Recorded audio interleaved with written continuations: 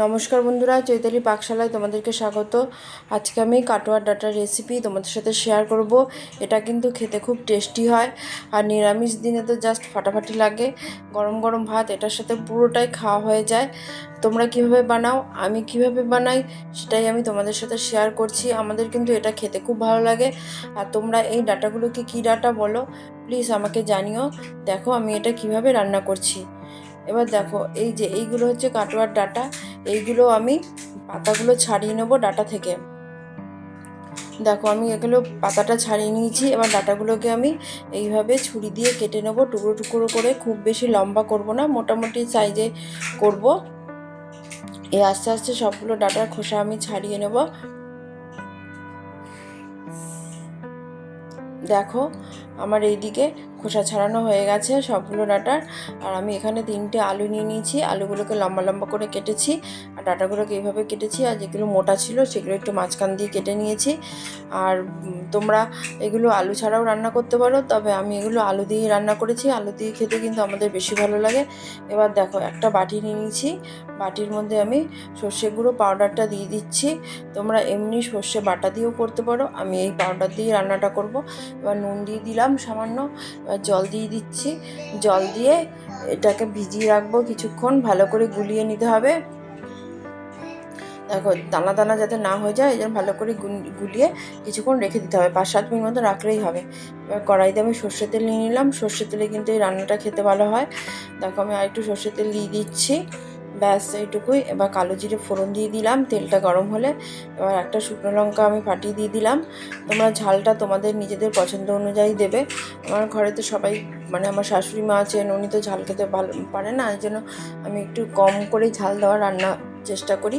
এবার দেখো এখানে আলুগুলো দিয়ে দিলাম। আলুগুলো আমি 2-3 মিনিট একটু নাড়াচাড়া করে নেব। দেখো এদিক ওদিক করে একটু নাড়াচাড়া করে নিচ্ছি। এবার 2-3 মিনিট পর আমি এখানে ডাঁটাগুলো দিয়ে দেবো। সব ডাঁটাগুলো একবারে দিয়ে, আর ডাঁটা আর আলু আমি 3-4 মিনিট মতন নাড়াচাড়া করব। একটু ভালো করেই ভাজা ভাজা করব, তাহলে না তাড়াতাড়ি করে এটা রান্নাটা হয়ে যায়, আর খেতেও কিন্তু খুব ভালো লাগে। দেখো এদিক ওদিক করে 4-5 মিনিট মতন গ্যাসের আঁচটা মাঝারি করে আমি নাড়াচাড়া করে নিচ্ছি। এবার দেখো এর মধ্যে নুন দিয়ে দেবো পরিমাণ মতন, হলুদ দিয়ে দেবো, দিয়ে খুব ভালো করে একটু লালচে করেই ভেজে নেব।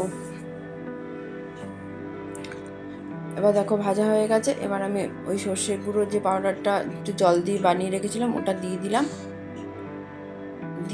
ওটা দিয়ে একটু নাড়াচাড়া করব। বেশিক্ষণ নাড়াচাড়া করলে কিন্তু ওটা তেতো হয়ে যাবে। বেশিক্ষণ নাড়াচাড়া করতে হবে না, অল্প একদম সামান্য টাইম একটু নাড়াচাড়া করব।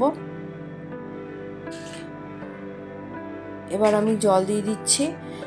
এটা একদম মাখো মাখো খেতে ভালো লাগে, সেই জন্য আমি অল্প পরিমাণে জল দেবো। এখানে আমি 1/2 গ্লাস মতন জল দিয়েছি, ছোটো গ্লাসে 1/2 গ্লাস মতন জল দিয়ে নাড়াচাড়া করে ঢেকে রাখছি। বেশিক্ষণ লাগবে না, প্রায় 7-8 মিনিট মতন হলেই একদম ওগুলো নরম হয়ে যায় আলু আর ডাঁটা। 7-8 মিনিট পর ফিরে আসলাম। দেখো তোমাদের দেখাচ্ছি, আলুগুলো একদম নরম হয়ে গেছে, ডাঁটাও নরম হয়ে গেছে। আমার রান্নাটা প্রায় হয়েই এসছে। তোমাদের যদি আমার এই রেসিপিটা ভালো লাগে তোমরা লাইক করো, সাবস্ক্রাইব করো, আর ফেসবুক থেকে যদি দেখো তাহলে ফলো করে দিও। দেখো এখানে নুনটা একটু কম লাগছিল, আমি নুন দিয়ে দিলাম। আর এখানে আমি একটু নাড়াচাড়া করে নেব। নুন দেওয়ার পর একটু ভালো করে নাড়াচাড়া করে নিতে হবে। এবার কাঁচা লঙ্কা দিয়ে দিলাম 2টো। লাস্টে কাঁচা লঙ্কা দিলে না কাঁচা লঙ্কার গন্ধটা ভালো আসে, তোমরা চাইলে আরও বেশি দিতে পারো। এবার আমি চিনি দিয়ে দিলাম, সামান্যই চিনি দিয়েছি, দিয়ে খুব ভালো করে নাড়িয়ে নেব। আমার রান্নাটা কমপ্লিট। Bye bye.